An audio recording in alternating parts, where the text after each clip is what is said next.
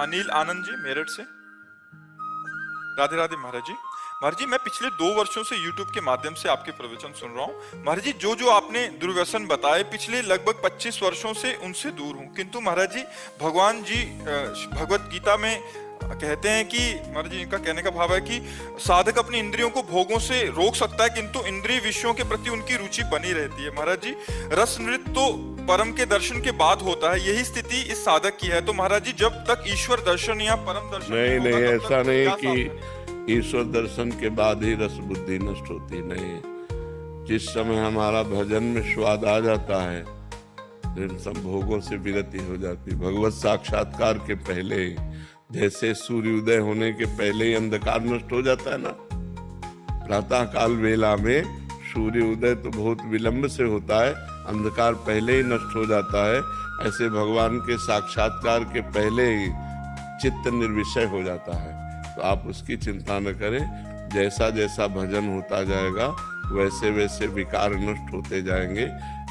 भागवत में लिखा हुआ है एकादश स्कंद में कि जैसे एक एक कवल भोजन पाने से क्षुधा निवृत्ति, पुष्टि, तुष्टि एक साथ होती जाती है, ऐसे एक एक नाम जप करने से संसार से वैराग्य, स्वरूप का बोध और भगवान से प्रेम, ये तीनों बातें होती जाती हैं।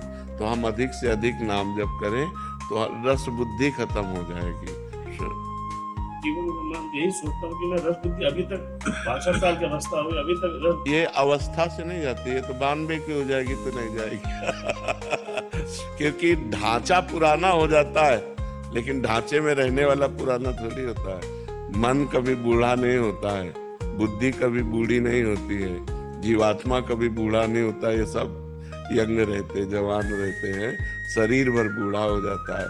तो ये नाम जप अधिक से अधिक, अगर नाम जप किए हो, देखो आप तो 62 वर्ष के हैं, यहाँ 18-18, 22-22 वर्ष के बच्चे हैं और कहीं सुई की नोक भर कोई गलती नहीं है, कोई मनोरंजन नहीं है, सबके पास मोबाइल नहीं है, मोबाइल केवल कार्य करने वालों के पास है, बहुत आनंद से हैं, उत्साह पूर्वक हैं। क्यों हैं? भगवान की शरण में है, भगवान का नाम जप कर रहे हैं।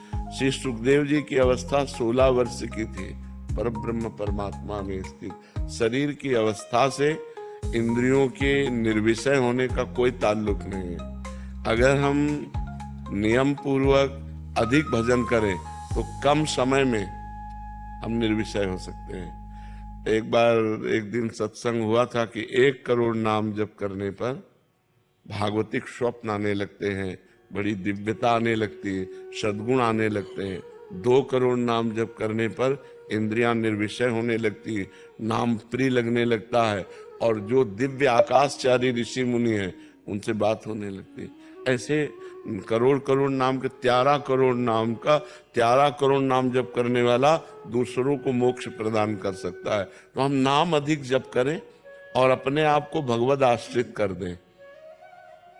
वो विषय जो निषेध हैं उनको तो स्वीकार ही ना करें, और जो विषय विधि है कि आप स्वीकार कर सकते हैं वो भगवान को अर्पित करके भोगिए, तो रस बुद्धि होने पर भी भगवत प्राप्ति हो जाएगी।